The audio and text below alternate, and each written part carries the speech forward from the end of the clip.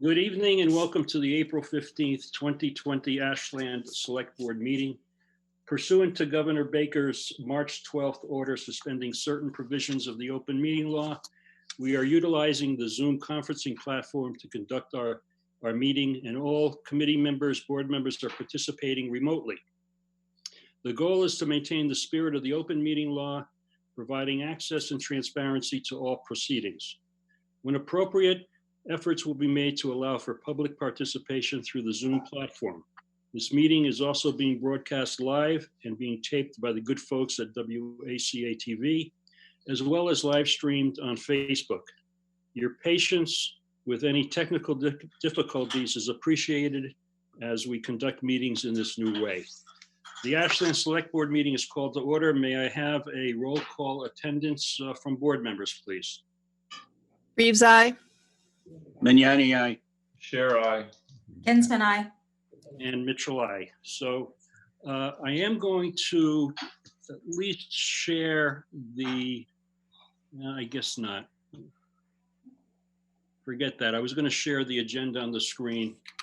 I don't have it set up properly. So I think we'll dive right into our business tonight. So Michael, I think the first the first agenda item is a COVID-19 update. Sure. So I will start with the numbers tonight. We'll get that stuff out of the way. Today we are up to 66 cases. I believe that was as of noon today, April 15th. 25 of those cases have recovered. So that is good news. We're hoping to, again, get back into a rhythm where we're updating these numbers every day. So hopefully by 4 p.m. every day.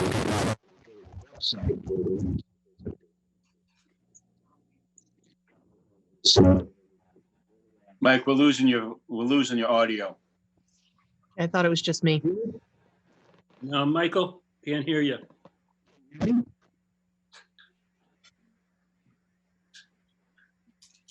Can't hear you, Michael. Okay, can you hear me now? Yes. Here we go. Okay. All right. We missed out on the number of cases that have been cured or healed.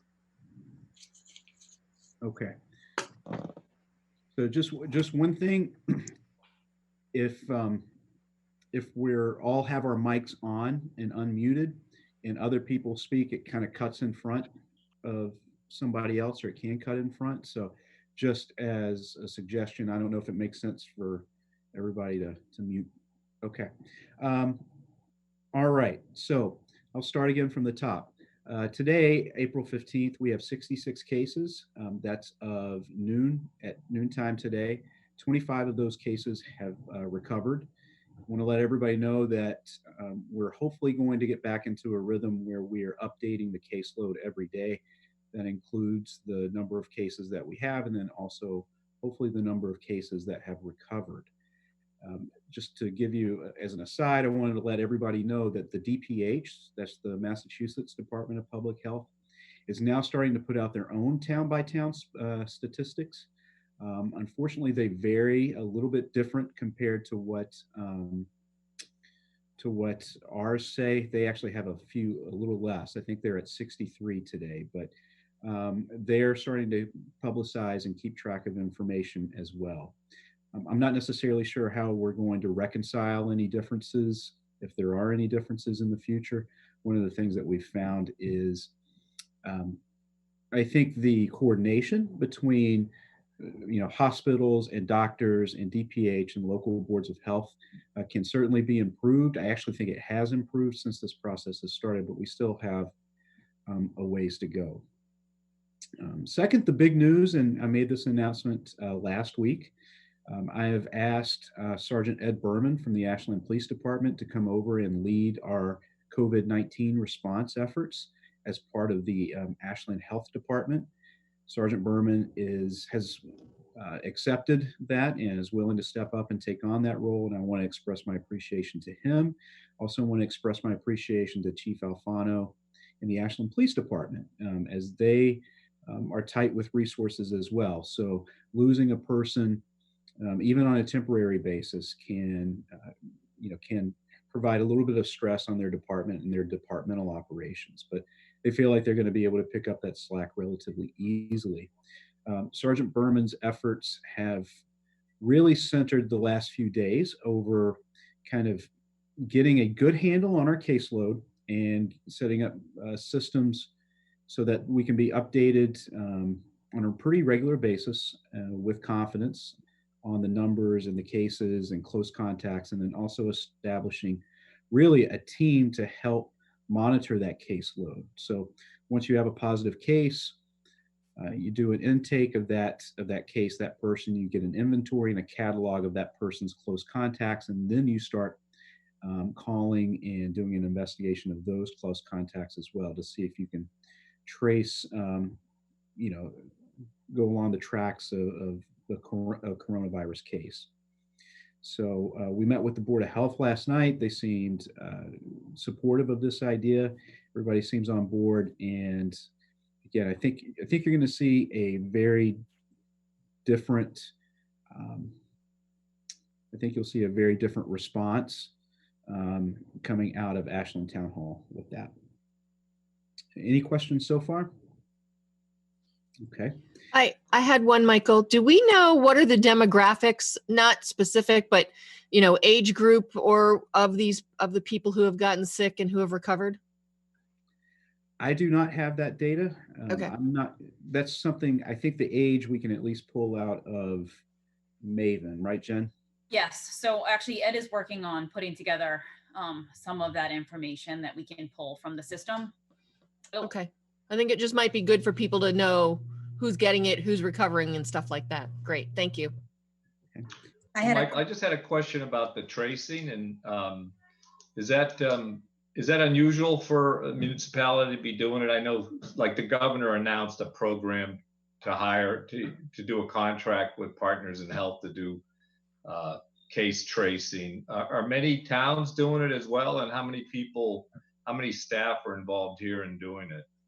Yes. So towns really bear the responsibility of tracing. I know there has been, again, some initiatives and efforts, as you said, from the governor's office. And I think, what we're really trying to determine now is where that information segues, how that gets transferred. So, in some cases, the state will come and take over part of that investigation once it gets to a certain point.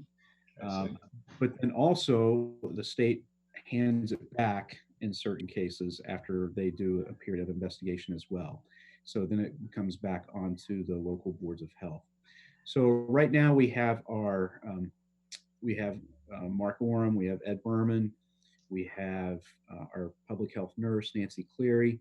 We're also working with the school nurses as well to help develop that team. We've got a number of volunteers that we are counting on helping us develop this and track this caseload. One of the things, it's not just like anybody can just go right into it and start calling people. You have to go through training. You have to go through, a certification with DPH. It doesn't take that long, but it doesn't mean you can just walk in the door and you're ready to start right away. We'll be looking at expanding that as this matures, let's put it that way. Great, thanks. I was wondering about our first responders, and if any of the 66 cases were any of our first responders and how they're doing. No, they are, thankfully, none of the 66 are our first responders. We have had a few that have been tested just because of maybe some potential exposure. They have come back negative. I really have to, give kudos out to Chief Roby and Chief Alfano, the steps that they have taken with their departments to ensure and really minimize the risk of infection of not only just one person, but in an entire department or a shift has really been remarkable. They've gone to extraordinary lengths to ensure that there's adequate separation, that there's adequate precautions. Again, if people even suspect that they have been exposed, they usually self-quarantine themselves until they can get a test, and then they can't be cleared back to duty until, that test comes back negative. It's actually been one of the advantages where, at least with the police department, it's been helpful having two different buildings, me being 91 Main and in the main station, because we're able to separate a little bit more than we would if we were in the one station. Okay, that's great news. Thanks. Thank you. All right. I will move on to, let's see, the third item on this. We recently established construction guidelines and requirements for people doing work here in town. And I'll actually let Jen talk a little bit more about that, just because building and planning and health have been the ones that have really started to put that together and issue those guidelines and requirements. Sure. So over the last week and a half, we worked with planning to put together construction guidelines based on the state guidelines that were established about 2 weeks ago.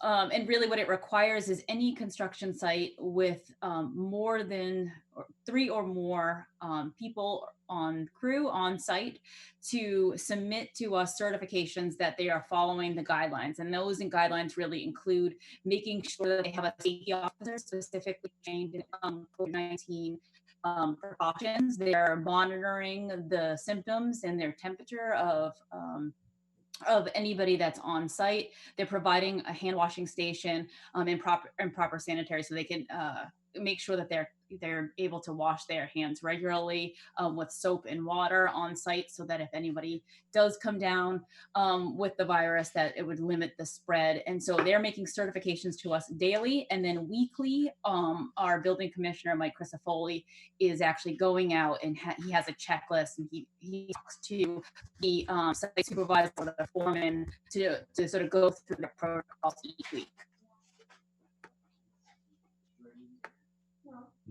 Any questions regarding the construction?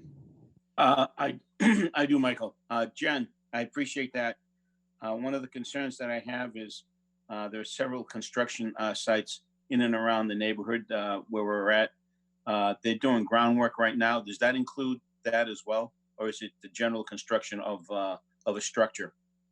No, so it would also include public works. So Doug has also been informed and working on that as well. And so they would provide certifications to us. It's obviously, so we'll work with them to make sure that we can have constant conversation with them. It's a little bit different in terms of the site to have a site visit, but we would certainly be having those conversations. Okay, thank you. I think also, Jen, Joe may have been referring to maybe landscaping industry as well. That's very Actually, no, I was talking about they were doing some heavy equipment groundwork, okay. site preparations and things of that nature. Yeah. Okay. Well, just as an aside, then it's the landscaping industry is very busy this time of year and active, I think, in a lot of neighborhoods. So, not sure if they are part of this umbrella of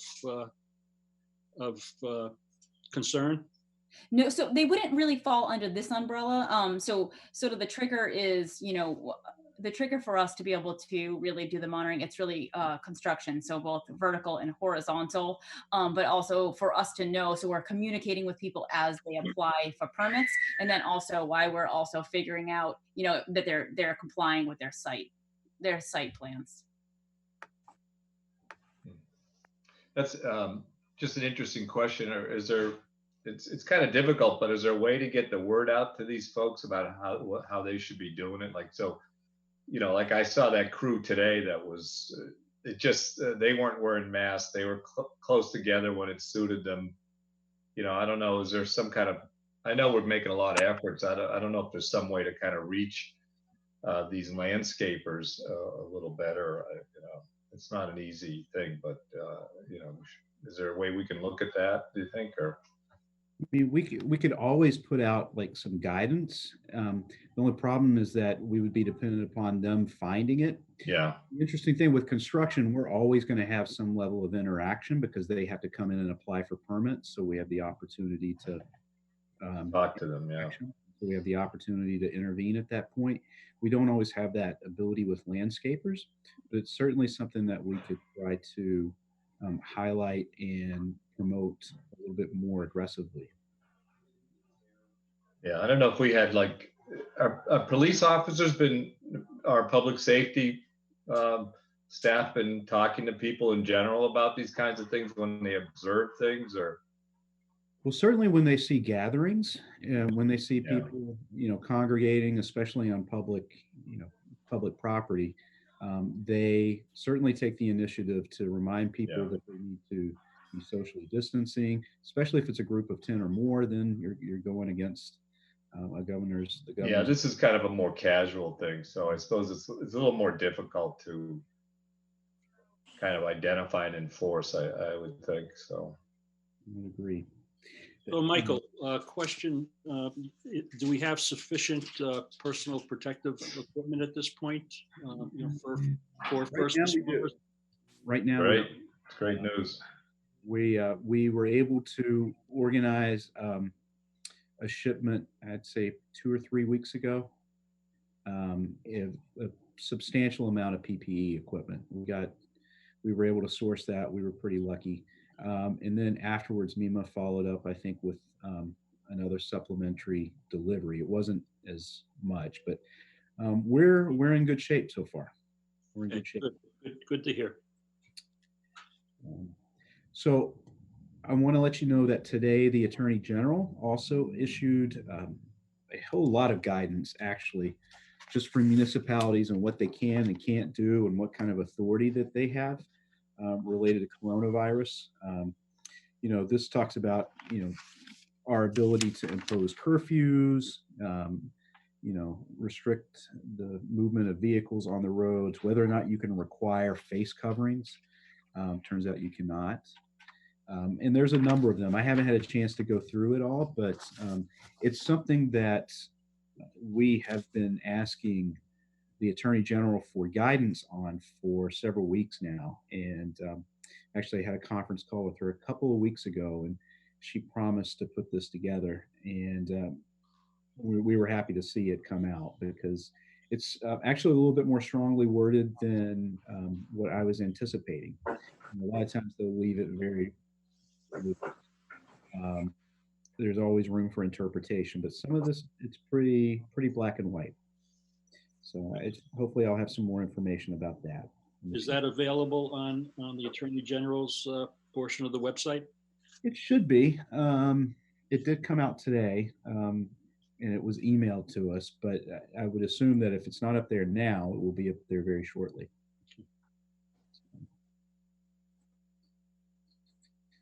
That, and then really 2 other things. I think legislation that is working its way through the legislature and onto the governor's desk.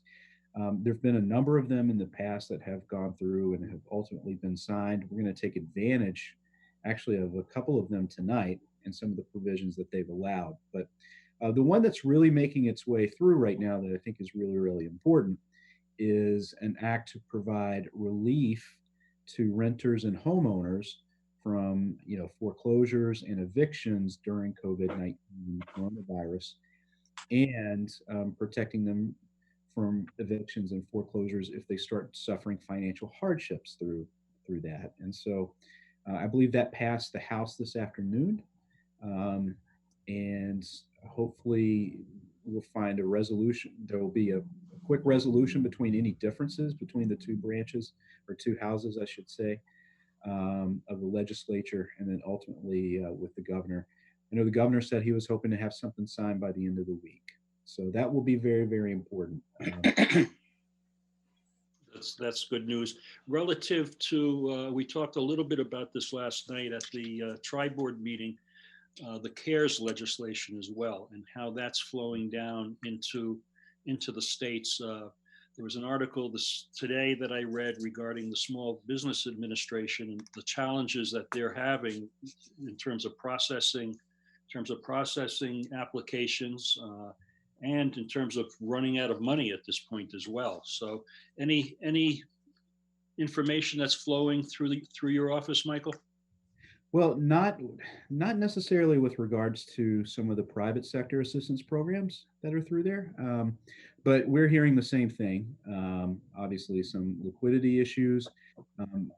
it looks like banks are actually fronting a lot of this money from the loans through the loan programs, with the expectation that the government is going to backfill those if they do default.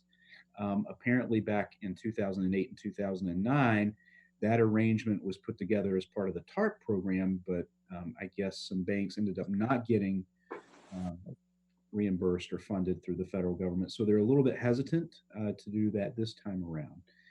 Plus, there's obviously some bureaucratic things that always take up time and, in some cases might be unnecessary, but which you have to just kind of work through. With regards to public funding, this is something that I'm very keenly interested in, and I think all of us should be watching this. All of my colleagues are watching it. Is how this money is going to flow from the federal government into the state government and then down to the municipalities. Initially, I think the federal government was looking at, they were looking at distributing money via what's known as the Community Development Block Grant process, which is great, and it's an established formula that's been used for many, many years, if not decades. The problem is that only 40 or 50, at most 50 communities in Massachusetts would actually apply for that. They're known as entitlement communities. What we're really concerned about is, and want to make sure of, is that money comes actually to some of the smaller cities and towns here in Massachusetts that actually make up the majority of the 351 cities and towns in the Commonwealth. And so it's really going to, I think, depend upon not just the federal government, but also the state government and how they decide to allocate this funding. But I know, again, a lot of my colleagues are starting to formulate and starting to think about different advocacy strategies. I think we should be doing that together. I think it's a little premature to have anything official at this point, but it is something that we're going to have to focus on, I think, moving forward. There is the prospect of a couple of additional stimulus packages moving forward as well, not just the CARES Act. Again, I'm really concerned about the ability to fund some infrastructure projects. I think that is good for both the economy, the private sector, but then as well as for municipalities and addressing some of their infrastructure needs, and then also addressing some of the residents' concerns because they wouldn't necessarily be on the hook from a property tax perspective to pay for those. So again, I think it's something that we need to be aware of and keep our eye on as it makes its way through the process. Yeah, and I would agree. It's also, having been on an MMA meeting recently, very much an initiative that this money flows to everyone, not just to the community development block grant recipients. So, just keep us informed, Michael, so that we can act when we need to. Okay, I will. And then last, I just wanted to talk about different elements of our human services program. We're really trying to hit a number of different nails on the head with this. There's mental health issues, there's, economic, food security, housing security issues that really are part of the collateral damage of COVID-19 and coronavirus. And so we've developed a number of programs like a phone pal program, and obviously our food pantry is ramping up or has ramped up. They've done tremendous work over there in the Human Services Department. A number of people there are really just going above and beyond and doing what it's the stuff that you're not going to see. It's not going to make the headlines. It's not going to be reflected in any kind of statistic, but they're adding that personal human touch, which is really so important here. One program I did want to highlight is our 3R program, which is really, really successful in a couple of different ways. First of all, it's really helping some of our businesses stay afloat, some of our restaurants. At least that's the feedback that I'm getting. And then it's also helping provide food to people who might not otherwise qualify or feel comfortable of taking advantage of some of the other programs that are available. We're continuing to refine the program, and I really can't say enough about the team here, especially Susan and Diane, who really are the intake for all of the calls and the requests for it. They've just done a remarkable job with that. But we are at the point now where funding, our initial tranche of funding from the emergency fund, and again, we're grateful for their partnership, is starting to run out. And I would say we probably have, at the current rate, I would say a couple of weeks, Jen, is that right? A couple of weeks left. So I am actually approaching the emergency fund about supplementing their initial tranche of funding with a second tranche of $8,000. I really would ask the board support in moving forward with that, but then I would also ask the board to see if they would consider making a donation themselves from the Selectmen's gift account to help fund this program as well. I think let's have that discussion. I was hoping to have our account balances. I don't know if you have that available. I have it for the gift account. Okay, if you could inform us on that. I think given the fact that we're not necessarily going to expend a tremendous amount of money over the next couple of months, I would think this would be a reasonable request. But why don't you let us know what our gift account balance is? Just 1 minute here. So I thought I had it on the paper in front of me. So currently we have a balance of $84,175. Wow. Very good. And you're asking us to contribute $2,000? $2,000 I think would be, Wow, that's great. that would be a good amount. I think it's obviously given the balances, I think in knowing what's going to come up in the future, I think that's a appropriate request. Okay. Is just a question from that balance. Is any of that new money from this year's numbers? I don't know, Yolanda. I'm sorry. Okay. I do not know. Because I'm wondering if, we have the, 10 or 12 numbers that we give to the one company. I'm wondering if part of that's from that. Because that Yolanda, seems really high. Yeah, Yolanda, I believe they have paid their portion of the, Okay. and if you look at the ongoing or the revolving individuals, you can see that's rather low at this point. But I believe that the rare disease organization paid up a while ago. I see Diane Mortensen on the line. I'm going to let her have an opportunity to speak after we're finished here with the COVID-19 update, and maybe she has that information specifically. Okay. Hold on 1 second.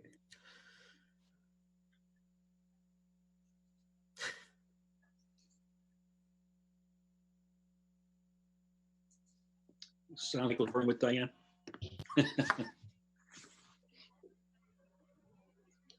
The advantage of being able to mute so you can yell across the room.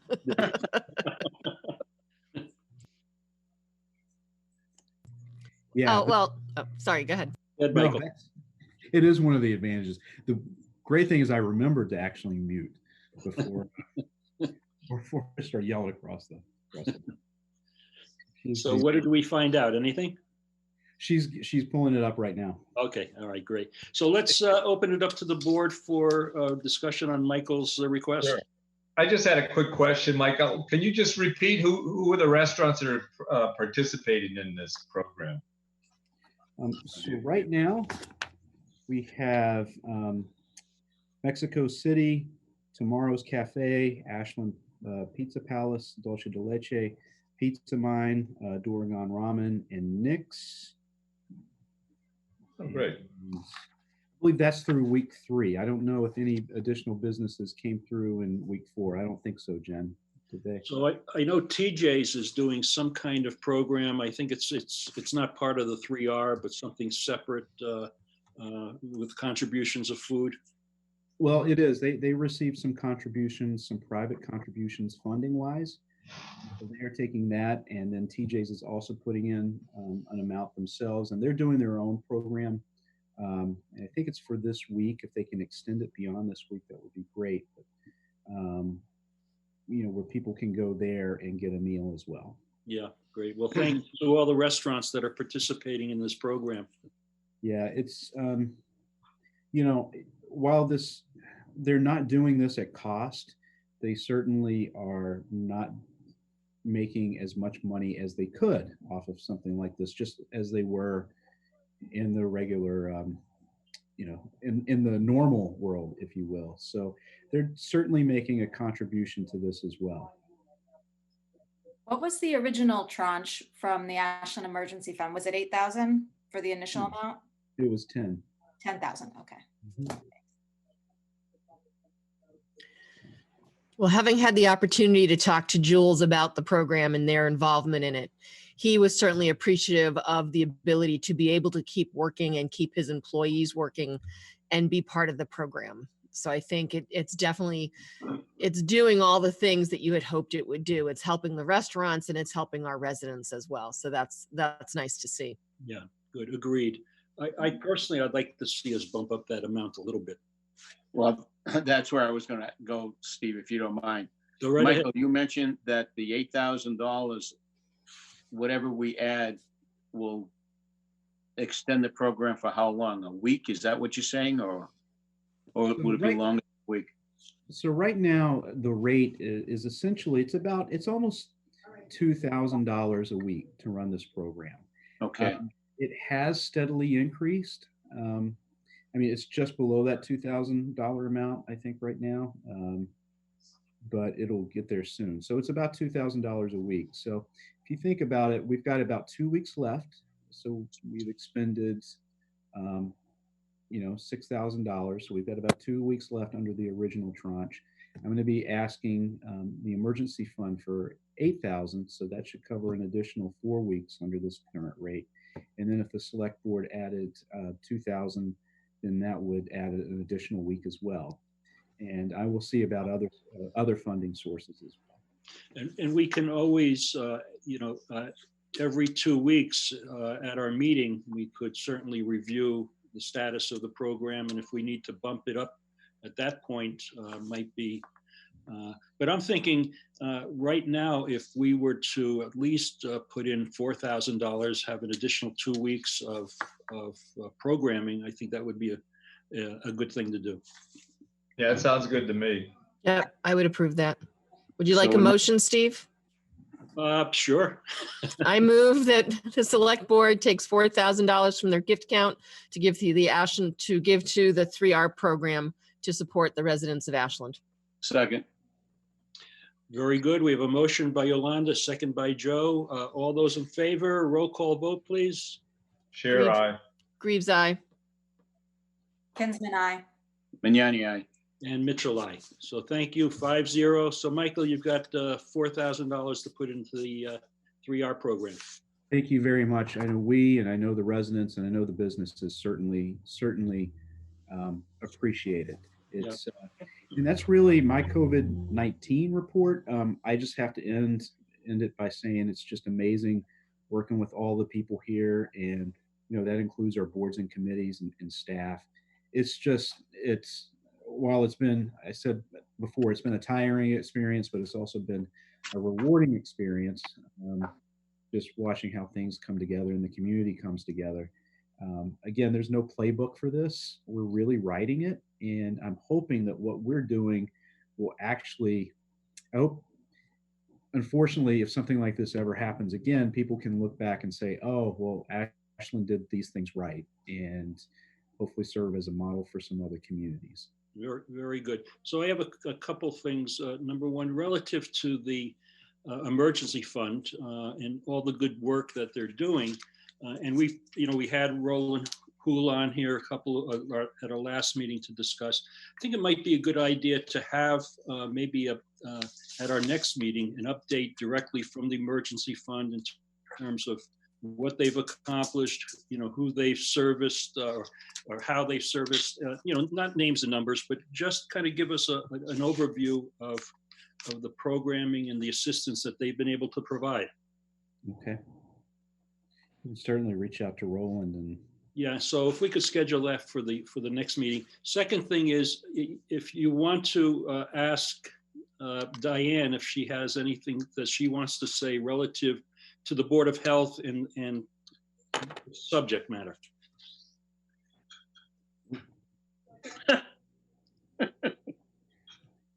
You're gonna log on to her phone. Do you want to just come over here, Diane, and say?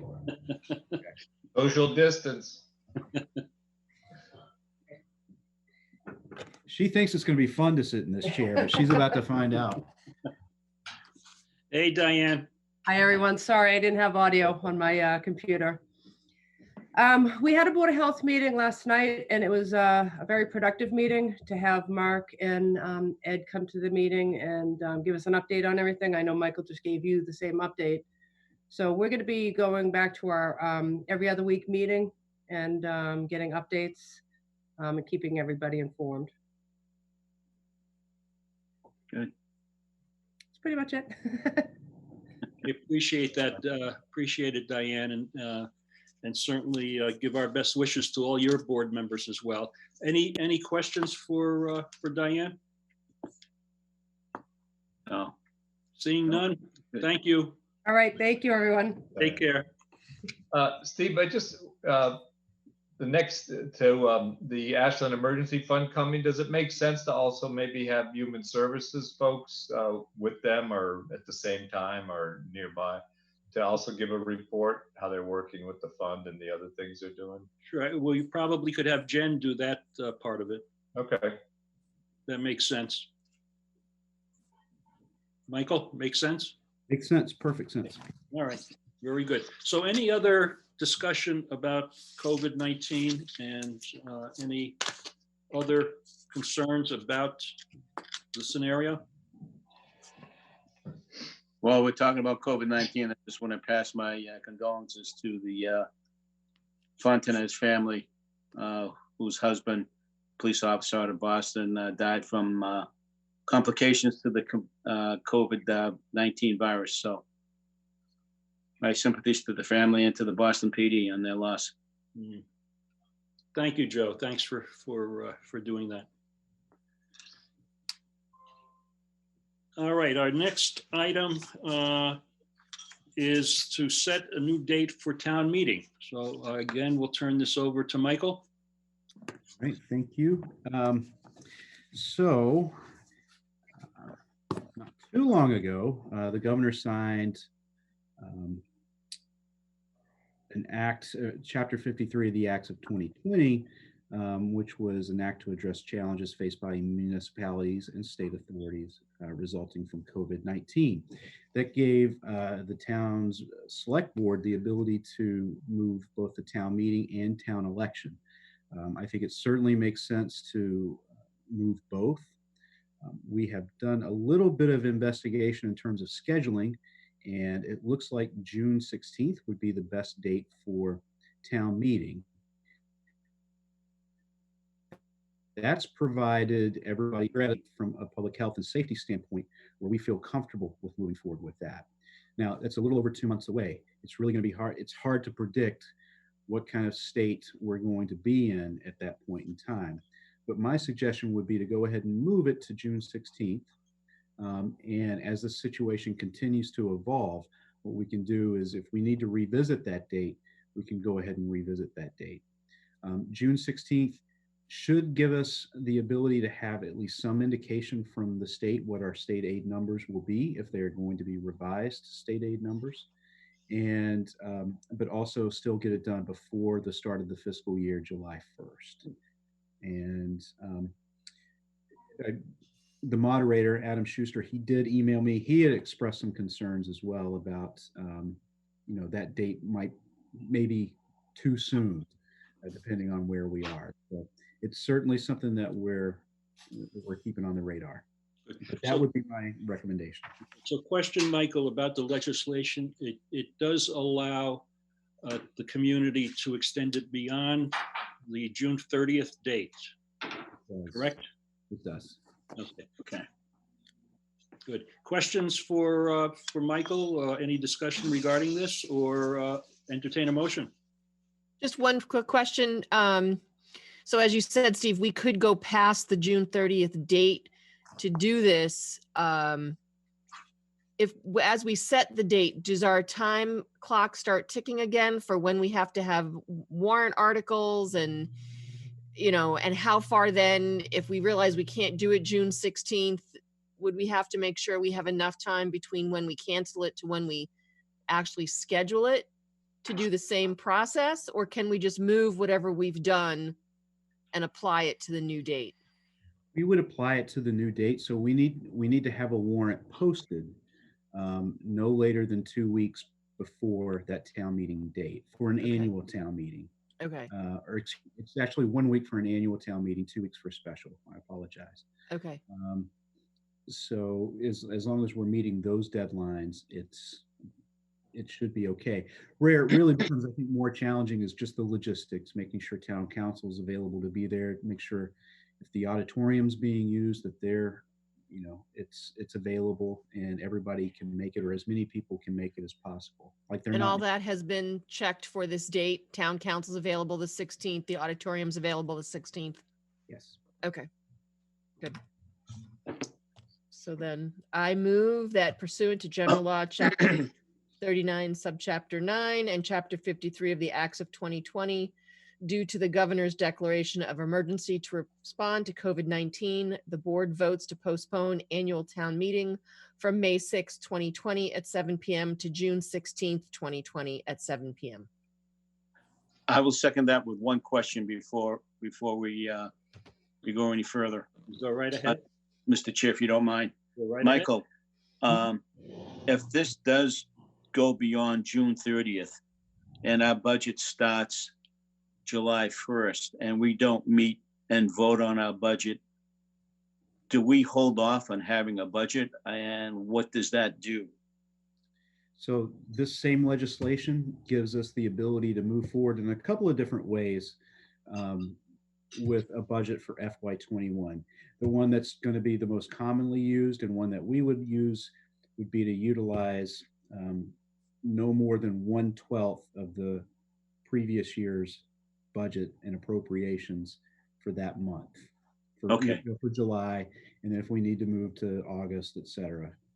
Be the same way. Would be the same way. I can get into a lot of weeds and details, but that's not going to answer a lot of,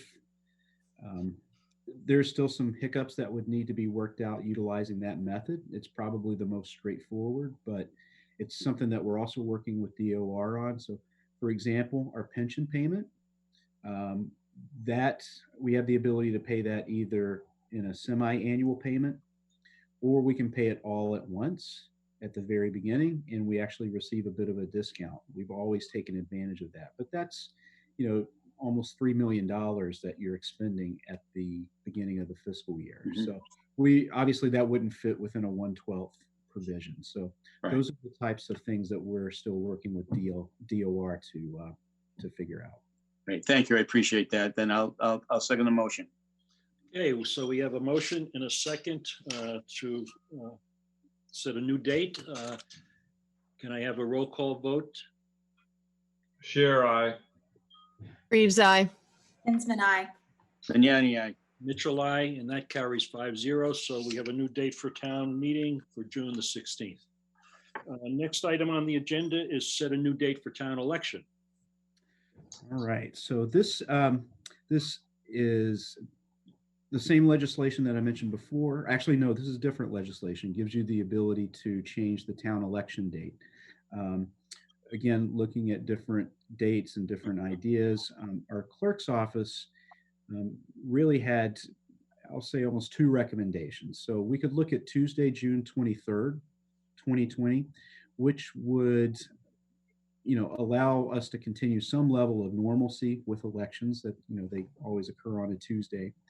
We also have the ability you would also have the ability to move it, and they're recommending to choose Wednesday, June 24th, which is, again, a Wednesday, and that would allow us actually to utilize some of our staff to work as poll workers without incurring overtime costs and things of that nature, because Wednesday is our late date. So that is one thing that you need to consider with regards to moving the town election. Polling hours. So local elections are required to have polling hours open for 4 hours. Again, that's from a legal standpoint. It's not necessarily the right thing to do from a policy or even from a political standpoint. Knowing some of the resource constraints we might have, the clerk's office was looking at some modified hours. I personally think it's important to at least keep a window open either in the afternoon or in the morning for those workers who are still working a 9 to 5 job and are going in and out of Boston or wherever. So the hours that we would be looking at would be 10 a.m. to 8 p.m. So that's a 10-hour window. There's also some time that we have to do, staff have to spend setting up and breaking down, of course, but that really doesn't matter for the person who's actually coming in and voting.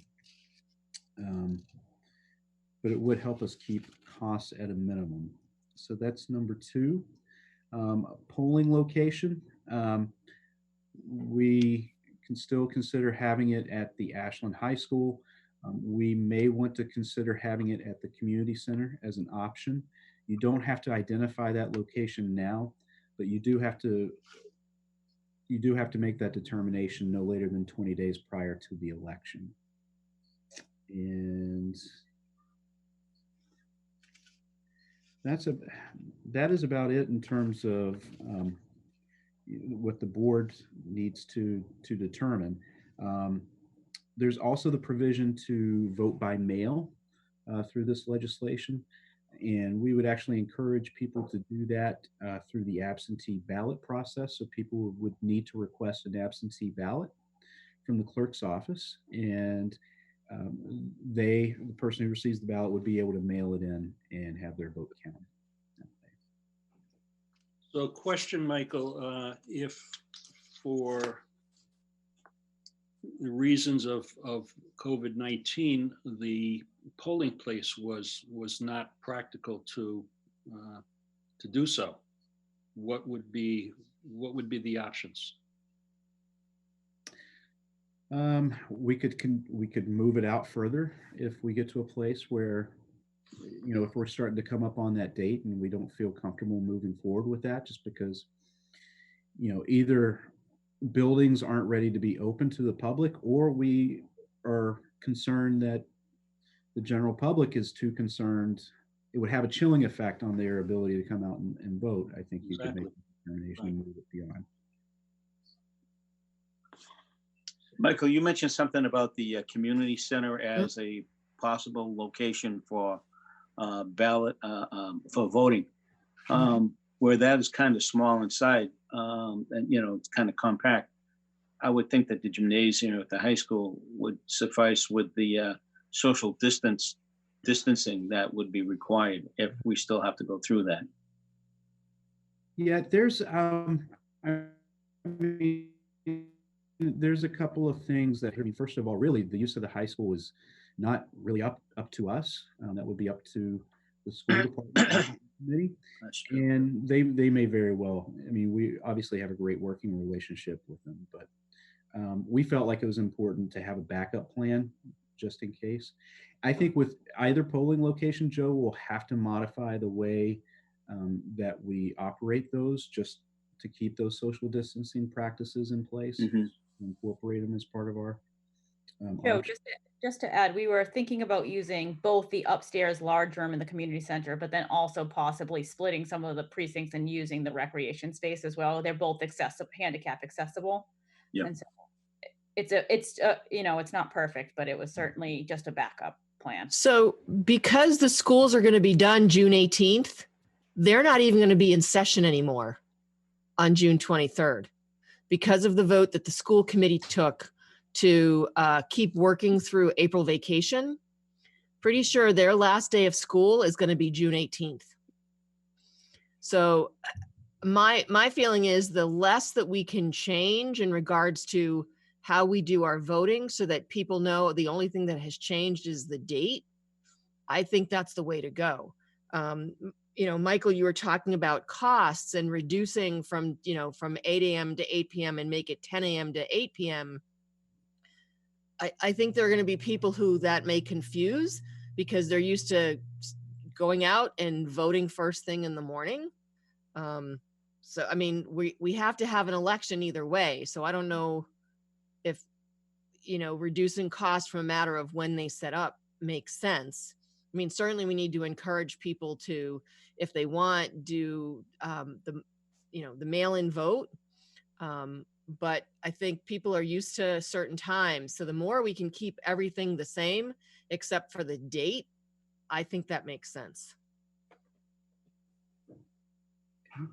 Well, I will add one point. So one challenge that we have had, and again, I still anticipate like our first option being Ashland High School right now. But actually, one of the things I just thought about is we've had issues with heat within the gymnasium. Remember, the town had the option of incorporating air conditioning when it was building the high school. And they chose to go the cheaper route and not do that. And that has actually, I mean, we've actually had some medical issues with some of our poll workers at the high school in May because of some of the heat. It just might be something that we want to factor. Again, we don't need to make this decision on the date or on the location right now.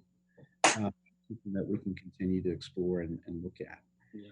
I would want to encourage, I think, the town clerk's office to provide us, possibly at our next meeting, just some kind of framework as to how, assuming that it is going to be held on June 23rd, that there's a relaxation of gathering, but what would be the process for both the polling place and for mail-in / absentee voting, and kind of timeframes? When would you open up the absentee voting process? How and where would you secure poll workers? I would suggest historically our poll workers are seniors. I'm not sure if that's the right subset to be demographic to be depending on at this point. So if we could get some kind of report back from the town clerk's office regarding. Yeah, I mean, Tara and Cindy have put together some stuff for me, but it doesn't have all of that information. I believe the absentee ballot stuff, I think that's all established by statute. It is. It is, yeah. It is, yeah. And so what they're really thinking about, they are worried about the poll workers. Many of them are seniors. They're already hearing, folks, even if things are a little bit more relaxed, they're concerned that those folks may not be as enthusiastic about helping us out. So, we are looking at our town hall staff so that we can hopefully help. That's one of the reasons why they had recommended a Wednesday, because we're open longer. And so using staff is obviously a significant cost savings, although I totally understand the need for normalcy. But that is one of the things that they were thinking about. So they are sort of thinking that through. They will probably just have, based on, historical turnouts, one person checking in at each precinct and one person checking out. They need a warden. Cindy can actually serve as that, and they need one police officer. So, if we do a really good job in terms of marketing absentee and early voting by mail, we would potentially be able to have it with a limited number of poll workers, because that is a huge concern for the clerk's office. They've been sort of walking through the what ifs, weekly to try to figure that out. Good. Okay. Well, thank you, Jen. So if maybe at our next meeting, we can have a more fuller presentation on process potentially. Okay. I do need you to vote on the date though, if you're okay. We are going to vote on the date. Yes. Yep. Okay. Could I just ask a question about, so are we thinking about or prepared to do a totally absentee or mail-in election if conditions continue like this, or is that a possibility? Or well, so if people have the ability to, people will have the ability to do a mail-in / absentee ballot under this circumstance. But is it something we should be thinking? Of course, we'll have to wait and see how things go, of course. But is it possible we may end up at a place where we're not going to have an open polling place? It's all going to be totally mail-in, for example. Is that a possibility? Well, I guess it is a possibility. Let's just say, for the sake of argument right now, that, if we held an election today, 25% of the ballots that would be cast would have been absentee and 75% would be in person on the day of. Obviously those percentages can shift based upon a number of different things. We could get to a situation where nobody feels like they're comfortable going to the polls, and they could go ahead and choose to mail in something or mail in a ballot. That doesn't necessarily translate into a policy thing that the board would need to consider. It does translate to an operational thing that we will have to consider. Nothing that we can't handle, but Okay. that's Rob. If we're in that type of situation, it's it's going to be. So you're actually thinking there's a place we could have social distancing and limited voting, and it would be okay, possibly in June. So Well, I would suggest that if we actually have the election on June the 23rd, as we're proposing, it would be literally, I'm sure it could be managed no different than when you go to the supermarket now with spacing as they yeah. Okay. and so on. So I think it could be managed that way. I think that's probably the easiest part of the process. I think you bring up a good concern, Rob, which is what happens if, we're still mired in this current situation. Yeah. So And how long would it be before the election if we had to make that decision whether or not the election could move forward? Is it 3 weeks or 4 weeks? Is there a time frame that we would have to make that call by? There is, Brandy. I don't know the exact one yet. I don't know that exact date, but it does be off when people have the ability to register, like a deadline for the registration to vote. So this is just sort of anecdotal, but it just so happens that I spoke to a customer in Wisconsin who had their presidential primary a week or two ago. And she said the smaller polling places who were prepared, people were social distancing. That, the same polling places were in place except for Milwaukee, where for some reason they reduced it. So I think if to Steve's point, if we can get our town clerk's office to give us information as to how they would want to handle this, I think we should do that. And then another question is, so the motion is saying the 23rd, which is the Tuesday. And then Michael, you had also said potentially looking at the 24th, which is the Wednesday. So I think Do you that's have our a other preference? discussion. Do we want to put it on the 24th, which if there's more, that way there's more staff that can be helping instead of the 23rd? And I'd be fine with either one, the 23rd or the 24th. We're moving the date anyway. So if it's a Wednesday versus a Tuesday, I don't know that makes that much of a difference. I like the idea of going with the staff recommendation for the Wednesday, the 24th, in case we have to have town hall staff doing things. I do too. I think that it's going to be, it'll be a challenge to potentially volunteer to help on a Tuesday. So I think having the staff on Wednesday makes sense. The other thing that I mentioned to Michael is we should, one, school is out. Are there local teachers who maybe could come and spend a few hours? And again, this would be something for Tara to consider is, do we try to get some new poll workers to be there rather than just relying on our senior citizens? Yeah. Joe? Well, I'm sitting here listening to everything, and you all make very valid points. My concern would be, and again, it's the senior citizens workforce that we have out there that always does this, the election, and they're used to doing what they have to do. But I know they have their concerns about their health, and rightfully so. Do we have enough employees to cover if we don't have any seniors working the polls because of their concerns with the COVID-19? Do we have enough town employees that work during the day to cover the spots that are required for an election for that specific day on Wednesday, if we have to go that route? Well, I think if we had to wholesale replace, or substitute all of our more experienced and seasoned poll workers, I think that might be difficult. I'm hoping we can there's probably going to be some balance in between there, right, Joe? There's probably going to be some seniors who still feel comfortable and able to move forward with that.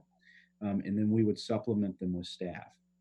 Okay, well, I hope they feel comfortable with it. But if they don't, because there's a concern of their own health, and rightfully so. Again, my only concern would be is that, do we shut the town hall down for that one day and have all the town employees work the polls, so that way you at least you have enough staffing to do what needs to be done for that day, and you're not running shorthanded, which in the long run is probably going to take a lot longer for the folks to go through an election process on that day to put their ballot in. Just a thought. Yeah, and I think there's a lot to think about with regards to this, a lot. And even just utilizing staff. There, from an operational perspective, I have some concerns there. And again, maybe Tara and Jen and Cindy and I can get together and we can flesh a little bit more of that out, and then also have some of the questions that you've raised answered. Very Okay. good. I think we're going to need, besides a plan B, maybe a C and a D this time. Mhm. So any other comments, questions regarding this? Otherwise, we're ready for a motion, I think. Okay. Let's back up a second. Are Yep. we in agreement on the 24th or the 23rd? Joe, I'm off on the 24th if we have to go that route. and I am as well. So, Yep, same here. The 24th makes sense. all right. So I'll entertain a motion for the change of date. Okay, pursuant to Chapter 45 of the Acts of 2020, an act granting authority postpone 2020 municipal elections in the Commonwealth of Massachusetts and increase voting options in response to the declaration of emergency to respond to COVID-19. The board votes to postpone the town election currently scheduled for Tuesday, May 19th, to be held on Wednesday, June 24th, 2020. A second. Okay, I'm sorry. a motion by Yolanda, a second by Joe. Can I have a roll call vote, please? Greaves, aye. Chair, I. Kinsman, I. Magnani, aye. And Mitchell, aye, and that carries 5-0. So we're into a new territory here, folks.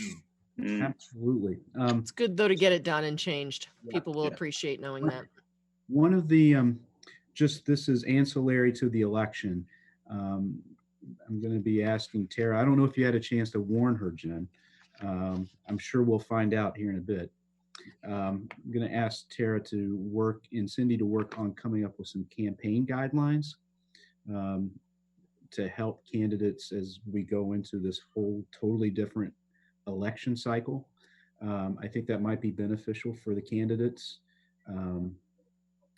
Obviously there's some guidelines that have been in place, but they've been predicated on the third Tuesday of the month of May. Right. So that has changed. Good. So if you don't mind, I will put those together too. Absolutely. I think that's a good thing. And if we could have a report back at our next meeting as well, that'd be great. Okay. All right, moving on. Establish new payment due date for fiscal year 20 fourth quarter property taxes, and the proposal is to move it to June 1st. So Michael? That is correct. So again, under Chapter 53 of the Acts of 2020, which gives municipalities and state authorities the ability to make some of these adjustments to better serve residents and the municipalities in general, we have the ability to extend the date or the due date for fourth quarter property taxes from May 1st to June 1st.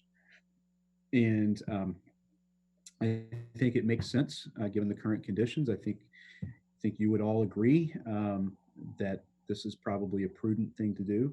One thing that I would also add to this is that June 1st date would also apply to abatement applications that are being filed as well. So I think that's really all that needs to be said, I think, on it. From a cash flow perspective, we feel comfortable that we can make this work. And again, I think it provides a little bit of relief for the taxpayers. Very good. Well, that was my question about cash flow. So you've answered that already. I just had a question, Michael. Are you hearing from a lot of people about concerns about being able to pay their property taxes, and would this 1 month make a difference, or how is that? What are you sensing from the residents? I have. It's really been more. So this is what happens. No, I have not received very much about personal property taxes. As that due date comes closer, like that May 1st due date would come closer, that's when I would start hearing more about the concerns about that. This is a proactive thing. Everybody was immediately concerned about the motor vehicle excise taxes because Right. that date was coming up. Actually, more people right now are concerned with trash bags than in the fourth quarter tax bills. But I would anticipate if we don't take action, Rob, that would come up, Okay. filling our mailbox and our inboxes pretty quickly. All right. Thank you. Very good. Any other questions, concerns regarding the change in due date? So no vote is required. It can just be changed. No, I do need to, would need you to Oh, okay. accept the sections 10 and 11 of chapter 53 of the Acts of 2020. Sections, did you say sections 10 and 11? Yes. Okay. I move that we accept accept sections 10 and 11 of the Acts of 2020 and extend our fiscal year 20 quarter property taxes due date from May to June 1st. Second. Sorry, Brandy. Joe beat you, Brandy. So I've got a motion by Yolanda, a second by Joe, and I'll entertain a roll call vote. Greaves, aye. Kinsman, aye. Sure, aye. Vignani, aye. And Mitchell, aye, and that carries 5-0. So we have a new due date of June 1st for our fourth quarter property taxes. So thank you, Michael. Next on the agenda is a recap of last night's tri-board meeting on the Mendez project. And this I'm going to turn over to Yolanda as the vice chair of that committee. If you want to give us a recap, please. Sure. Thank you all for participating last night. It was voted by us as the select board and the school committee and the finance committee to support the proposal that was put forward by the Mendez School Building Feasibility Committee, which is known as 2D.2, I think. So we are going to be looking at moving forward with creating a design at the current Mendez site. It will be in back of the building. And I think the group did some very thorough researching and vetting and discussion to come up with that site. And as was said by both Paul Kendall and myself last night, I think, and even Mr. Adams was hoping that it would make sense to put it at the middle school to sort of create a campus. But in looking at a number of things, and one of them was if we had done it at the middle school site, what to do with the current Mendez building. And I think enough people were like, you know what, that was too big of a question. Educational and development perspective of the new school, it made sense to do it at the Mendez site. So thank you all for your support of that. And now the committee will get back to work and create the actual design, and it will have to come before us again once we have a final budget number for that building. Very good. Thank you, Yolanda. You're welcome. Joe, can you give us a quick update on the public safety building project? Me? You, Joe. Oh, okay. I'm sorry. I thought you said Yolanda. Sorry about It that. wouldn't be a very long update if it was me on the public safety building, Joe. This is true. Well, what we discussed last night at the tri-board meeting was that tomorrow afternoon at 4 p.m., the Public Safety Committee will be meeting with HKT. I'm not sure if it's Amy or Janet, but they will be presenting an HAVC program design for that building, and that'll be their presentation. That's what we'll be doing tomorrow. Nothing further with respect to the design plans. That's all been voted on and approved 2 meetings ago. And I know that the contractor and the architects are still working on final designs for those as well. Very good. Thank you, Joe. Any questions on the, on last night's meeting? Yeah, I did have just a couple comments and actually a question. Yeah, so I was, you know, as we stated, I think a lot of people were impressed with the process, and I was happy to hear that they really looked at sustainability very closely and did some real far-sighted design. I think that was to achieve net zero or to be net zero ready, and a lot of I think you know, very good discussion about the kind of you know, utilities and HVAC system there should be, and its usefulness as a shelter and ramping up at various times. So that was a very good discussion. And I hope we could do something similar with the public safety building. And I know that discussion is taking place as well there. So I think that's great. I just had, Yolanda, do you recall of the design that was selected? What were the number of students and the kind of plan? I think was it 635 they're planning for? I was just trying to. Yes, it's the 635 third grade through 5th grade. So the same that the Mendez is right now. Okay. It was felt that rather than trying to make it a bigger building, a 2 to 5, it made sense to leave it as a 3 to 5 based on their educational plan that they're creating.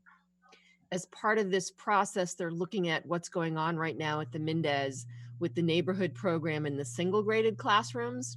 And they're going to be creating a plan that sort of brings those two together. So the kids won't be choosing which plan they're going into. They're not going to get to choose a single graded or the neighborhood. They're going to take the positives of the neighborhood and the positives of the single graded classrooms and incorporate that into this new building, as well as how they're learning. Great. Thank you. Mm-hmm.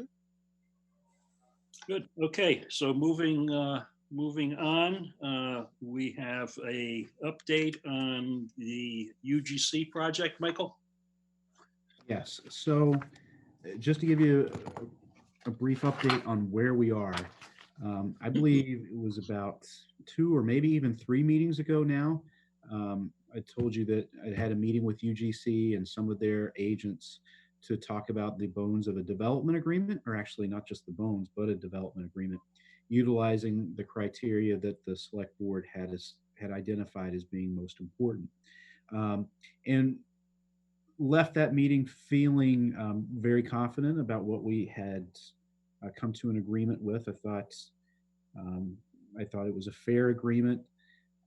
Once we started getting to the process, though, of exchanging papers and starting putting it all to paper, there were some discrepancies between the two parties that emerged. I did have a conversation with Mr. Usolini from UGC earlier this week. We talked about a few of those. Some, I think, were simply just language was different. We were saying the same thing, but just different ways. The one that I think is really kind of more of a sticking point right now is the undisturbed buffer zone along that southerly border, along the Apple Ridge. What we had indicated and what we had agreed to was a minimum of 150 feet with an average of at least 200 feet of an undisturbed buffer along that line. They came back and they felt like it was really going to be difficult to meet that 150-foot mark at one particular place. It was looking more like 110 or 120. I'm a bit disappointed with that, but Mr. Usolini is going to put together a packet that helps us visualize that a little bit better, and I should have that by the end of the week. So that's where we are right now. I'll be interested to see what this looks like, and I think we can take it from there.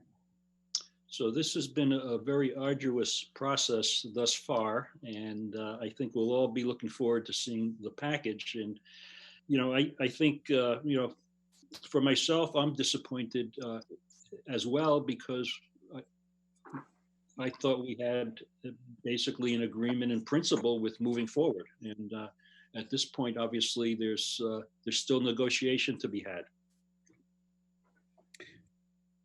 I think the board, I mean, let's see what the packet says, and what it reveals. But I mean, I think the board could certainly, you have the ability to look at that and say, okay, there's room for further discussion here. You also have the ability to look at it and say, okay, this is what, looking at what you had originally agreed to, and just say, okay, this is, this is what it is. So not necessarily have to negotiate further. Michael, do we know exactly how much of a distance they'd be going into the 150-foot buffer? Like, is it 20 feet? Is it 1,000 feet? Is it, I mean, how far? It's how long? It's 1 point, and I think, they felt like they could only get it to 120 feet at that 1 point. So you're talking about a difference of 30 feet. Okay. Okay, so it'll be interesting to see it before we Sure. make a final decision. Right. Any other comments on this? At this point, we're waiting for information. Yeah, a little disappointed for sure. Okay. All right, so moving on. Our next item is a waiver of a demolition delay for the Warren Barn. I assume Jen is going to address this. I know she's been working on this for quite some time, and it's taken, and Jen can recap the timeframes here, but because we are the de facto historical commission at this point in time, there was a demolition application put into the planning department. We received that today, and then we also received as well the the waiver form as well. So Jen, if you want to just recap where we're at. Sure. So David Foster has been working on this some time. We've had to go through sort of several iterations of planning with our demo contractor. And so we are finally in a place that they will be able to safely take down the barn. It is scheduled for Monday. Because it is older than, it was built before 1940, as the historical commission, we would need approval to waive the demo delay. We have been trying to move this forward a little faster than it actually has worked out because of the structural concerns of the barn, which is why we have the fence up and around, because we are it has been condemned because it's not structurally sound. So the demolition company will come in. It will likely take it will take a day to take the building down, and then several days they have to test some of the materials, and then they will haul it out. All of the parties have been notified, including Framingham State and the Warren Conference Center. Okay, any questions, comments about this request? It's something I think we've discussed a number of occasions in the past. And I know that, go ahead, Yolanda, I'm sorry. So are we having to vote or approve the demo delay to not do it because we haven't applied for it yet? Because I mean, we've been talking about demoing the barn for we're gonna vote to waive the delay. Right, I realize that we're gonna waive the delay, and I guess my question is, I know it's because it's happening Monday, but we decided, or we had thought about, months ago, that we were gonna have to demo the barn. Yeah. So right. Yeah. So the trigger for the demo delay comes through the contractor, and because we were working so many issues with our contractor, there was some concerns with some of the potential environmental issues that we were going to rebid it. Also, we were trying to work with them on cost with our environmental consultants. So we weren't totally sure until pretty recently that we were able to move forward with the contractors that were the low bid. And so they apply for the demo permit, and that triggers the. Okay. Because I was like, we've been talking about this, so I was a little surprised that we actually had to vote a demo delay, but that makes sense that it's tied to the contractor. Okay. That's right. So it requires an application for a demo to start the time clock. Right. Okay. All right. Any other questions, or I'll entertain a motion to waive the delay? I move that we approve the waiving of the demo delay for the Warren Barn so it can come down as of Monday, the 20th of April. I'll second that. There you go. Motion by Yolanda, a second by Brandy. May I have a roll call, please? Reeves, aye. Sure, I. Magnani, aye. Mitchell, aye. Brandy, did you, I thought you got me. Kinsman, I. I'm sorry. So that carries 5-0. So Jen, we're good to go. Okay, and then just the only other thing we probably just want to highlight is that technically Monday is a holiday. And so, usually there isn't construction work, but Do we need to, should we like do an approval to do construction on Monday? I think that would just be safe. I don't know that we Okay. necessarily need it, but I think it would just be Yeah. prudent. Okay. I move that we approve the work of construction / demolition on Monday, April 20th. Second. Okay, a motion by Yolanda, second by Rob. A roll call vote, please. Reeves, aye. Sure, I. Kinsman, I. Magnani, aye. And Mitchell, aye, and that carries 5-0. So you're good to go again. All right, thank you, Jen. Next on the agenda is the notification of the town manager's appointment of Cynthia Valichin is my, as a full-time dispatcher for the fire department. So Michael, if you would, yeah, normally these next three items would be under consent, but yes, so I mean, I think that pretty much speaks for itself. We've offered the position of full-time dispatcher for the fire department to Miss Cynthia Valichin, and we're hoping that her start date would be April 27th. And so that being the case, and today being the 15th, I would ask for a vote for the waiver of the 15-day waiting period. So any moved. questions? Second. She has a great resume. She does. We're very fortunate to have her. Okay, if no other questions, can we have a motion to waive the 15-day waiting period? Joe already did it and I already Oh, did, seconded I'm it. sorry. It's So, okay. motion is second. Roll We're call, ahead of you. please. Greaves, aye. Sure, Magnani, I. Magnani, aye. Aye. And Mitchell, aye. So that carries 5-0.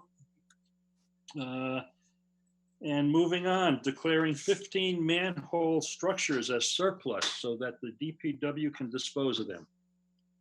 Yes, technically the select board would need to vote to declare these surplus so we could get rid of them. It would cost us probably thousands of dollars to crush and dispose of them. So if you choose to so vote, it is surplus, and you know anybody who is in the market for manhole covers, please have them reach out to me or Jen.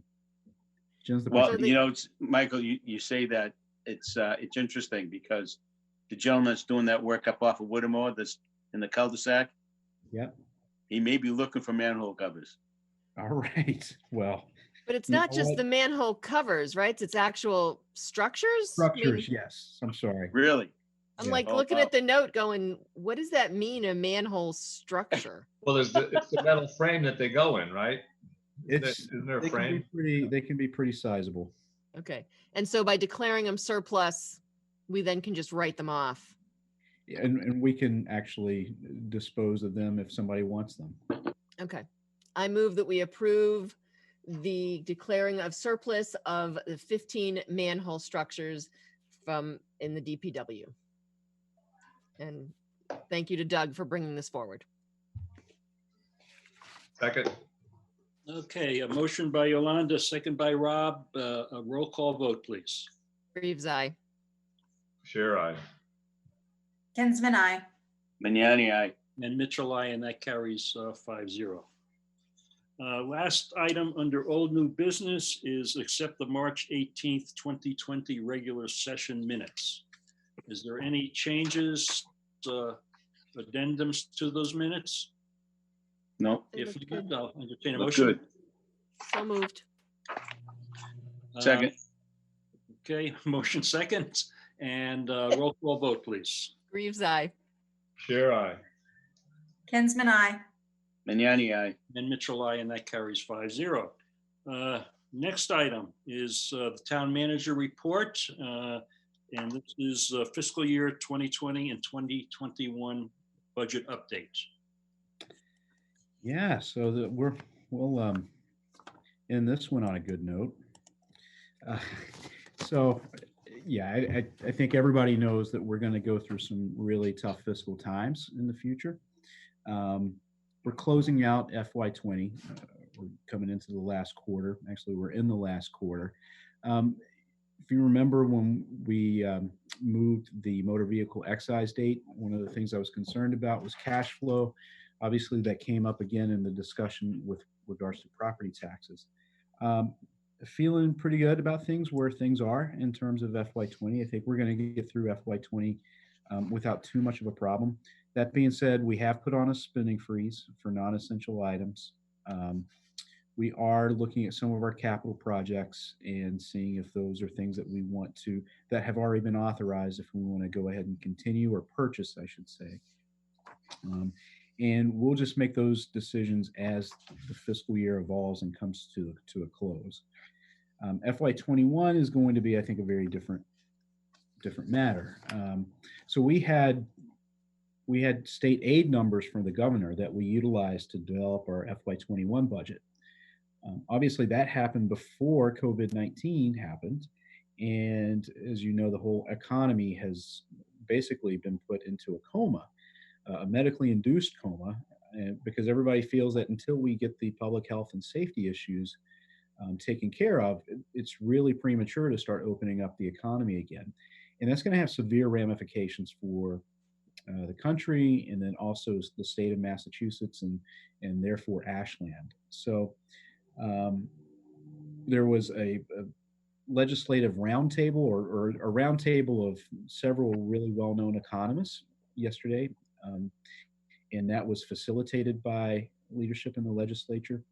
And really, if you had an opportunity to listen to those forecasts, it was just not the most uplifting type of conversation.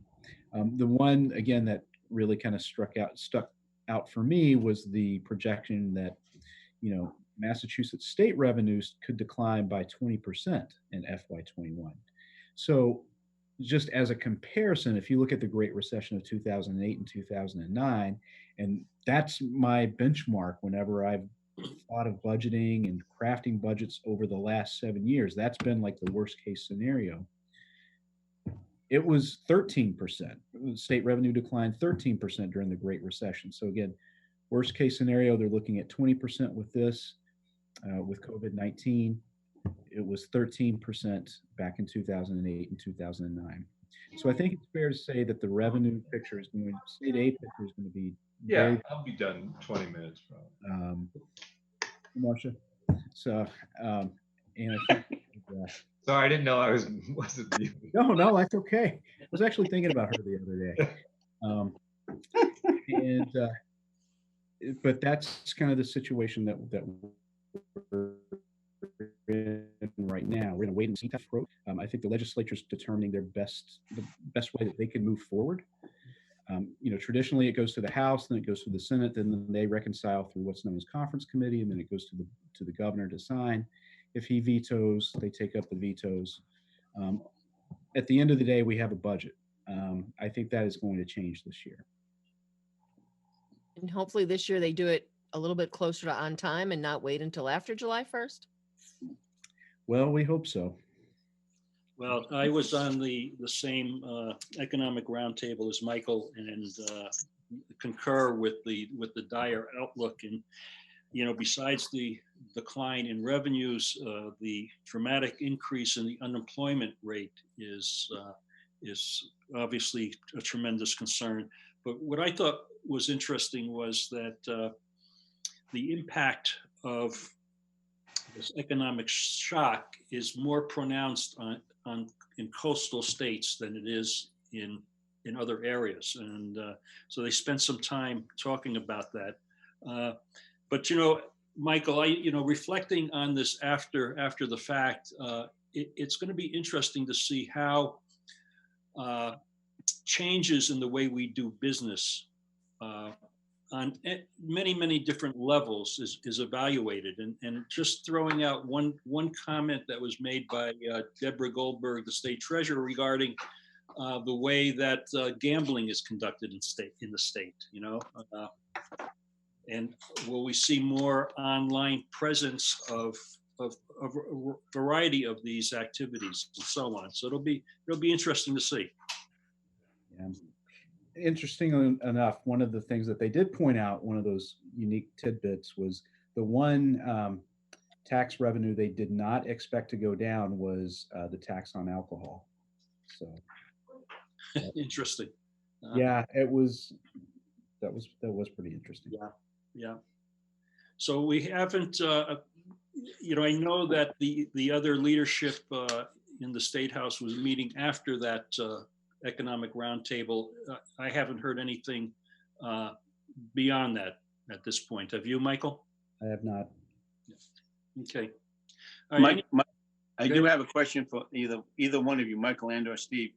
That I don't know if this was something that I read, heard, or maybe even dreamt, but it was my understanding that both the Senate and the House were going to try to do a joint budget together, so that way they wouldn't, spend too much time in trying to come up with a fair budget. Is that still happening, or is that not going to happen anymore?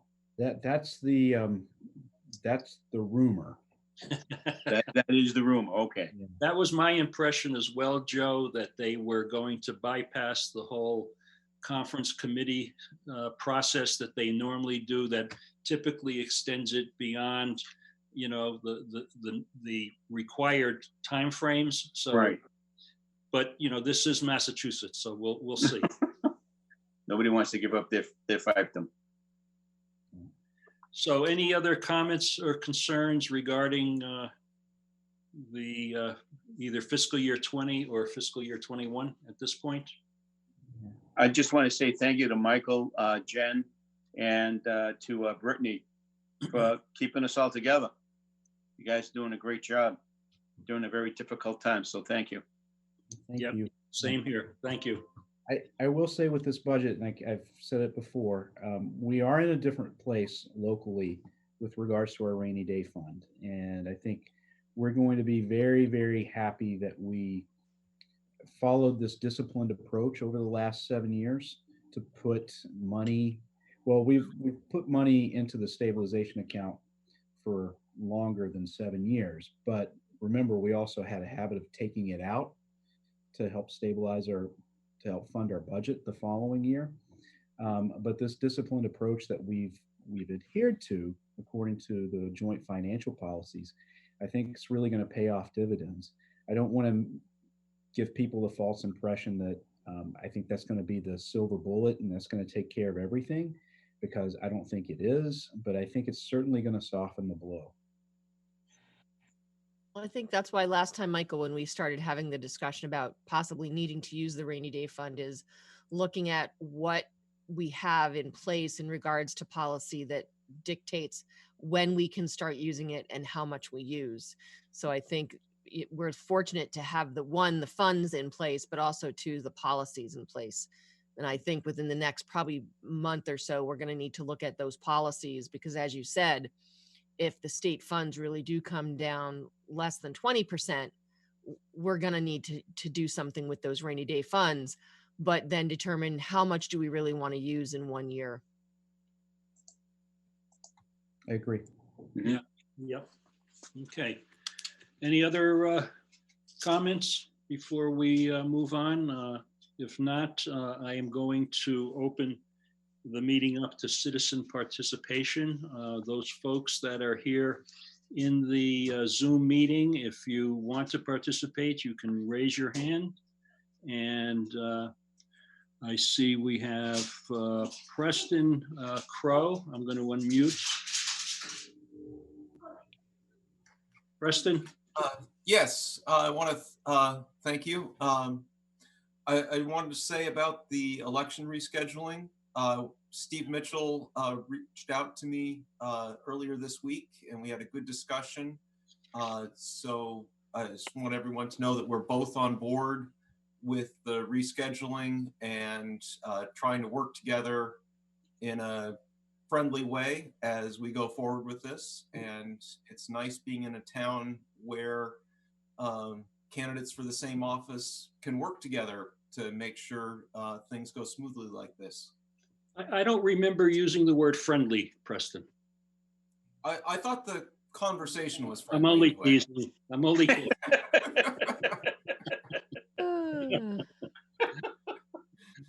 No, we had, Preston and I had a good conversation. I think we, this is new territory on so many different levels. And, I think we're going to make this work in the best way that we can. And again, it's going to be unique. And this is the only race, right? Is the select board race based on current numbers? I think it's the only contested race. Yeah, that's what I mean, contested. Yeah.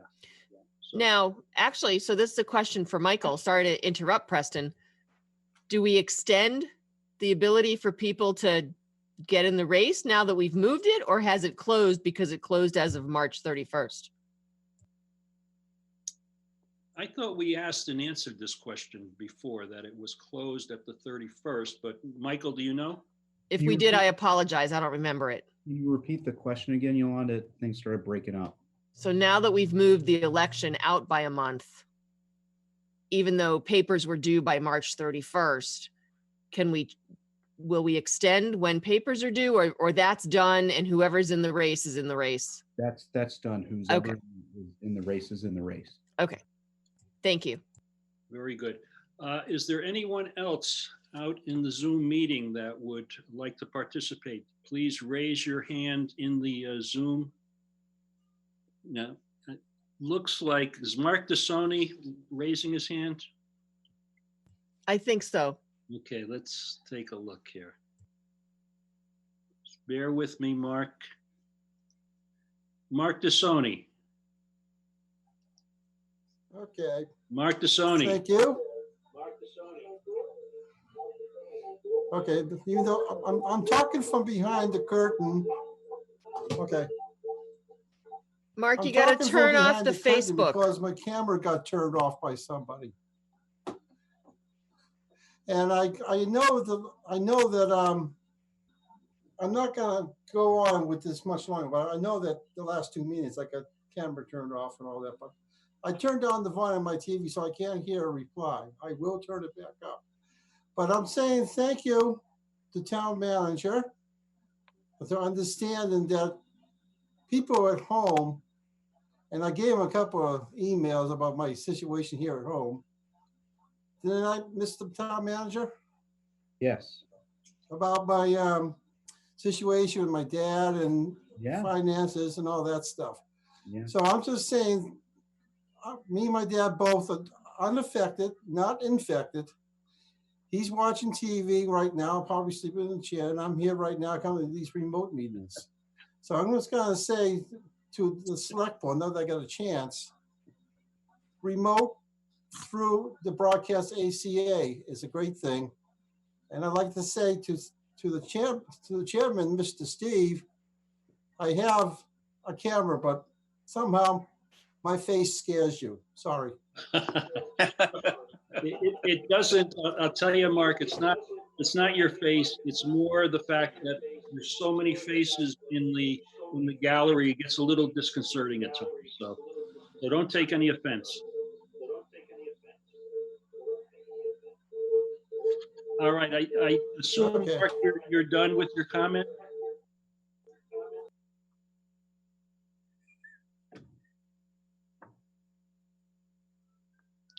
I think that's a yes. Yep, okay, so seeing no other hands raised among the visitors here, I think we could move on to board reports. So I'm going to start at looking at my screen. The top left is Brandy. If you want to provide a board report. Okay, thank you very much. So I just wanted to cover a couple of things. One, I know that, we've been talking about the economic impact of COVID-19 to just so many people. I wanted to make sure people know that there's a resource off of the coronavirus page talking about help for businesses. And it's not even just big businesses, but it's people that are self-employed. Beth Reynolds has done a great job putting everything on there. And there's even links to things like the Mass Cultural Council is doing grants. So if there's musicians or artists that are impacted, they can apply for grants to help them out during this time. Also, I know that a lot of people have filed for unemployment benefits. And I've heard that it's been taking quite a while for people to get a call back from the Department of Unemployment Assistance. And I just wanted to make sure people know that our representative, Jack Lewis, has been trying to connect people to the DUA and trying to get calls back so people can start receiving their benefits. Because I know that some people have, I've heard that it's been 2 to 3 weeks that they've been waiting for a call back. And I know people are starting to get anxious. So I just wanted to let people to know that that's an option for them. And then I wanted to just talk about one other thing that's going on in town that you may or may not have heard about. We were talking about the Ashland Emergency Fund. There's a fundraising project that's happening through what's called the Front Steps Project. And if you haven't heard about it, it's basically was started by a Needham photographer that probably about a month ago, and it was in the start of the social distancing. So Kara Soulis, the photographer, offered her services to do 10-minute photo sessions for families outside of their homes, plenty of social distancing, in exchange for a donation to a charity. And so we have 3 photographers that have donated their time and their talent to help. Candy Wilson from CW Kids Photography, Jeff Troutman from Jeff Troutman Photography, and also a junior from Ashland High School, Ryan Boyles. And the 3 of them have joined together to do these quick 10-minute sessions. And all that's asked is that a donation is made to the Ashland Emergency Fund. I did get an email from Roland at the Ashland Emergency Fund today, and he had told me that, at the start of the COVID-19 crisis, they had gotten a lot of initial donations. Donations were really high. They started to fall off, but in the last 2 weeks, since this has really kind of started up, donations are still steadily coming in, and which is really good news. So I think that this, and there's some other things going on in town that are kind of trying to raise awareness for the emergency fund and trying to raise some funds. So if folks want to participate, and you can either get in contact directly with one of the photographers or reach out to me, and I can point you in the right direction. There's a form that just gets filled out, and the photographers receive it, and they're doing just such a great job. So thank you to them, and thank you to everybody that's been supporting this and supporting the Ashland Emergency Fund, because it's an important initiative. So thank you. And that's really all I have for tonight. So thanks. Steve, I just have a question for Brandy, if that's okay. Go ahead. So Brandy, if you could email me the form to be used, because I'll be filming on Friday. And it would be great to share that story. And I might reach out to Candace and talk to her about it as well, because I think the more we can get this out there, and not everyone is on Facebook. Right. So I think if we can share the story, that'd be great. So if you could email that, that'd be great. I will. Thank you. They've done, I think, about, I want to say about 70 families that they've already photographed or in the process of scheduling. So nice. There's a lot of positivity around it. I think people like the idea of doing something positive to support the emergency fund, and Jeff and Candy and Ryan are just, they're just phenomenal people to be able to give their time and their energy. And this is what they do for a living. So to share it is a great thing. Yep. So, and there's been a lot of really positive things that are happening around town. I hear one of my neighbors was making masks for the senior center, and there's been people that have been very generous with their time, with their money, and so it just kind of validates what an amazing community we have. So it's great. Thank you, Brandy, for your report, and thanks for the initiative. I think the front porch program is great. I know Bonnie and I participated. I know Brandy and Dave did. So I encourage everybody to sign up. Yolanda, you're up. Not too much to report with Around the Clock. We've been trying to get some more information out. I haven't been able to attend a couple of my regular meetings because of work issues. For good or for bad, our company is still working. The PPP program, though, as has been talked about, has just been so difficult to navigate. So we're hoping that helps out. But otherwise, just trying to stay home and stay safe. So that's it. Good. Thank you. Rob? Yeah, that front porch initiative sounds great. And, it's on the bulletin board, or how do I, or you can send me the form, or I'll send you a link to the form. So. Yeah, and the interesting thing about it, this is a historical moment. So, and who you're at home with is really kind of an important thing. So it's an interesting combination of both charity and documenting what I think is going to be, a real historical moment. Right.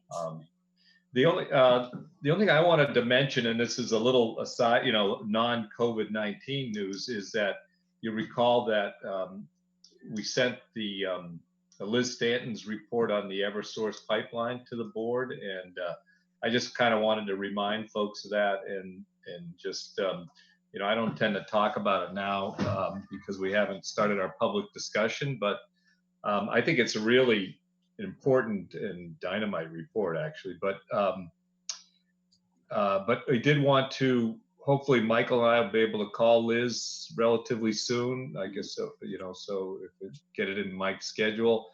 And if folks, respond to Steve and Mike's email about questions and issues with the report, I'm looking forward to that meeting, and hopefully we can talk about it maybe at our next meeting and get into it in some detail. But just wanted to mention that to folks. So. Good. Thank you, Rob. And we'll definitely put it on our next meeting agenda. Okay. Mr. Joe, you're up. Thank you, sir. I do have a couple of things. I've been in contact with Mel Kunis regarding a Eagle Scout ceremony that was slated for May 3rd. That has been pushed to August, no specific date yet, but that was for Max Cavasal and his Eagle Scout project. So we'll wait to see what the new date is. And just like to congratulate him for his accomplishments in getting his Eagle Scout badge. The other thing is I'd just like to thank all the first line responders and paramedics, the nurses and doctors who are fighting this pandemic and putting themselves on the line for our safety and for the betterment of everybody in and around us. It's not an easy thing. I have several nurses who are good friends, and they're dead dog tired, to be very honest with you. And hopefully some of the folks that have retired are coming back and helping out. And I hope Tenet, the hospital owners, both Framingham and Natick, appreciate those people that stayed on when they were ready to get laid off, because they knew how serious this was. And hopefully this will change their minds about getting rid of those who are there day to day. It's just incredible. And lastly, what I would like to do is we received a letter of resignation from a good friend of Ashland, and that was from Bill Gath. Bill, he's resigned as chair and as a member of the Ashland Day Committee as of Sunday, April 12th. Oh. He cannot say enough about the appreciation being associated with the group that he's been involved with for the last 18 years. and we want to wish him the very best.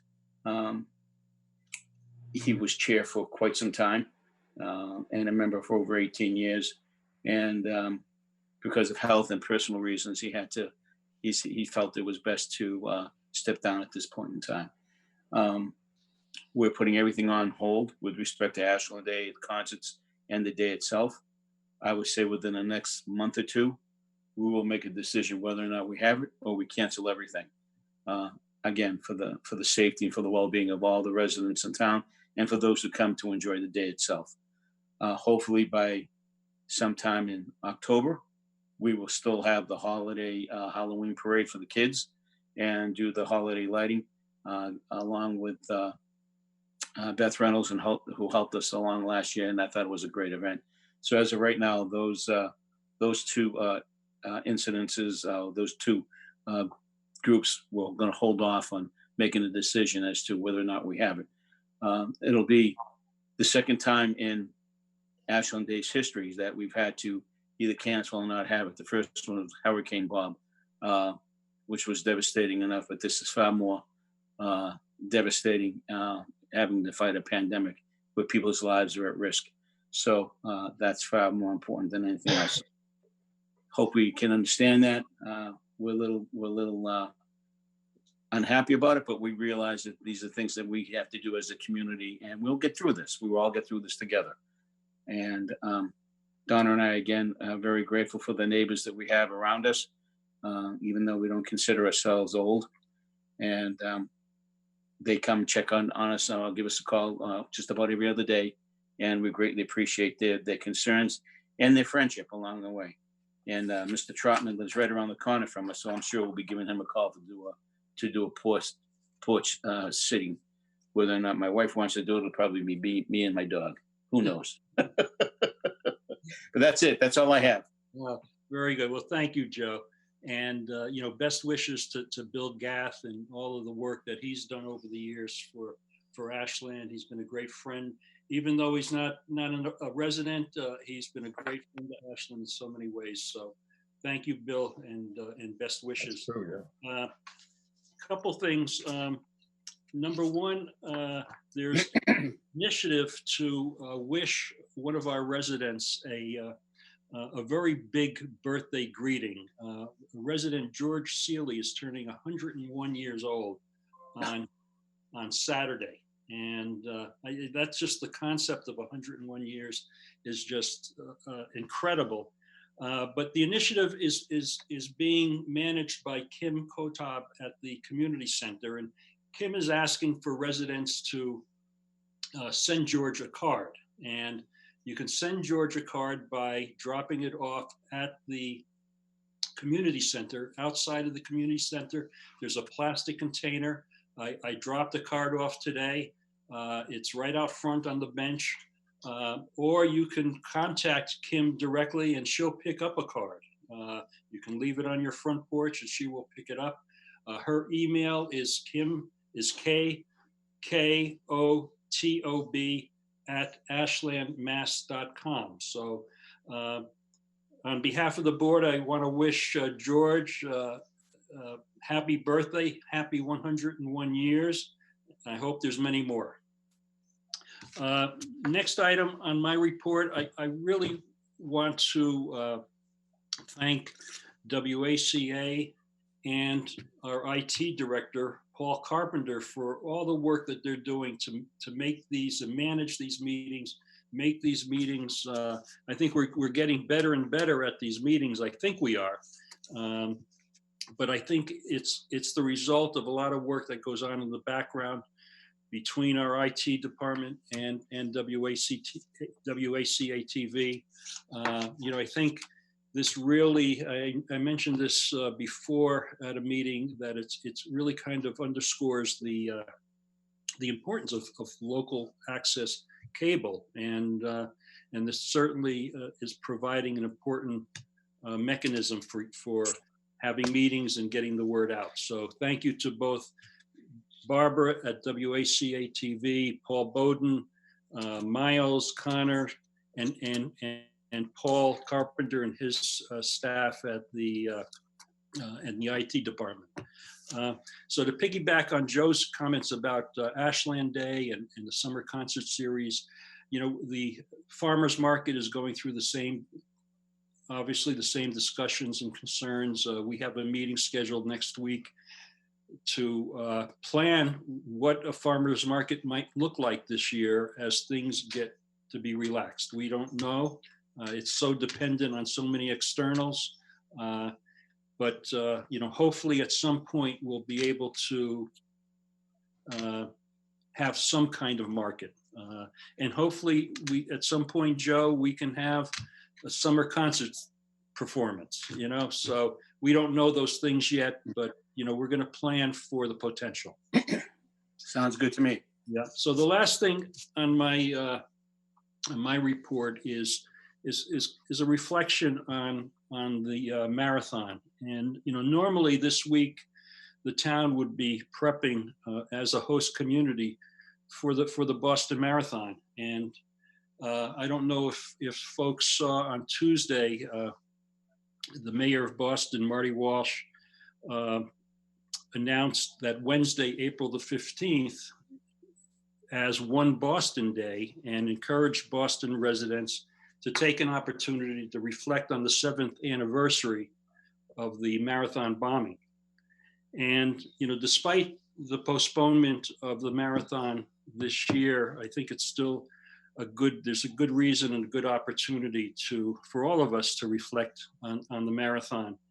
And just as a marathon runner demonstrates resilience and commitment in pursuit of the finish line, our community demonstrates resilience and commitment amid this COVID-19 pandemic.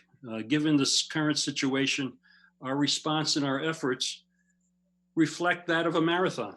And I would like to acknowledge all the efforts, both officially as town services and unofficially as community members, that support those Ashland residents who are in need of assistance. Thank you to all town and school management and staff, our first responders at the fire and police departments, healthcare workers in our community, the Ashland Emergency Fund, and the businesses that have been able to remain open. Although the traditional Patriots Day Marathon is not happening, the spirit of the marathon endures. It takes a town. So thank you. That's my report for tonight. I'll entertain a motion to adjourn. First of all, Steve, thank you for that great statement. I appreciate you putting that out there. And motion to adjourn. Second. And all those in favor? Greaves, aye. Here, I. Magnani, aye. Kinsman, aye. Mitchell, aye. Good night. Be safe. Stay healthy. All right, thank you. all. Thank you. Thank you. Bye, everybody. Bye. Aye.